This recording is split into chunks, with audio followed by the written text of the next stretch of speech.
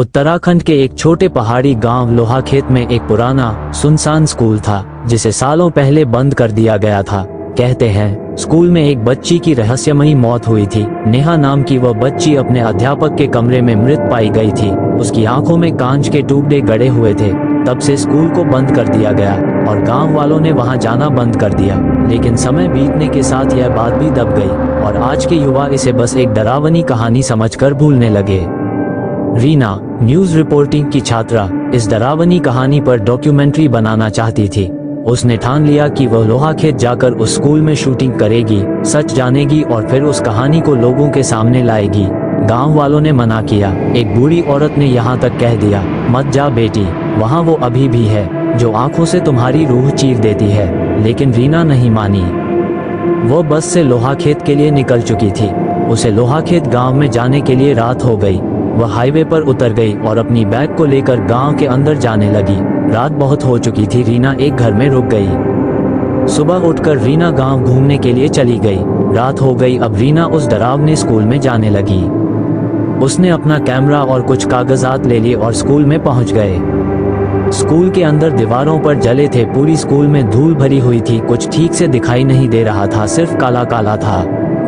वो एक कमरे में जाकर कैमरे से शूट करने लगी। अभी उसे लगा कि उसे पीछे से कोई देख रहा है। रीना कमरे से बाहर निकले और प्रिंसिपल रूम में जाने लगी। प्रिंसिपल रूम का दरवाजा अपने आप खुल गया। रीना को लगा कि हवा के वजह से शायद दरवाजा खुल गया। अंदर का दृश्य बहुत ही डरावना था। दीवारों पर कौन कौन था। सामने एक कंकाल पड़ा हुआ था। वह कंकाल किसी और का नहीं, उसे लड़की का है जिसकी आंखों में कांच गड़ गए थे। रीना ने अपना कैमरा निकाला और वहां की शूटिंग करने लगी। अभी उसके पीछे दरवाजे के पास वो लड़की जिसकी आंखों से खून बह रहा था, उसके कपड़ों पर खून था, उसके हाथ में एक चाकू था और वह बहुत डरावनी लग रही थी। वह देख ही रही थी रिया अपने कमरे से कैसे वहां की शूटिंग कर रही थी। रीना जैसे ही पीछे मोदी, उस लड़की ने रिया को चाकू मार दिया और जोर जोर से चिल्लाने लगी, यहाँ कोई मत आना।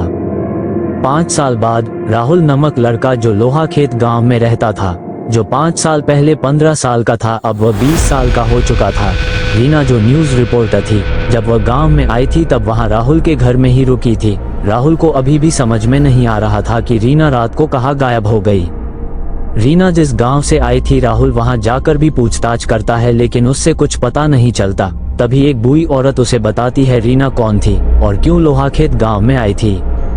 राहुल सीधा स्कूल की तरफ पहुंचता है और स्कूल की तरफ जाते जाते रात हो जाती है। राहुल डरा हुआ था लेकिन उसने हिम्मत दिखाई और अंदर चला गया और एक रूम में पहुंच गया। राहुल देखता है कि एक सड़ी हुई बॉडी उस कमरे में पड़ी थी और उस बॉडी के पास एक कैमरा भी गिरा हुआ था।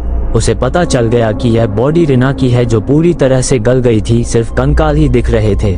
राहुल यह दृश्य देखकर बहुत डर गया और स्कूल से बाहर जाने के लिए दौड़ा, लेकिन तभी उस रूम के दरवाजे बंद हो गए। क्लासरूम पर एक खिड़की भी थी, वो उस खिड़की को तोड़ने लगा। खिड़की टूट गया और खिड़की से कूदकर प्रिंसिपल के रूम में पहुंच गया। वहां एक कंकाल पड़ा था जो वही लड़की का था। राहुल बहुत डरा हुआ था। उस रूम से बाहर निकलता है। तभी राहुल देखा है कि झूले पर कोई बैठा हुआ है। राहुल पास जाकर देखा है तो झूले पर एक लड़की बैठी है जिसके ऊपर बहुत सारा खून था। राहुल डर गया और वहां से भाग गया, लेकिन उसे लड़की ने एकदम से उसके सामने आकर उसे भी चाकू मार दिया और जोर से चिल्लाने लगे, सब्सक्राइब।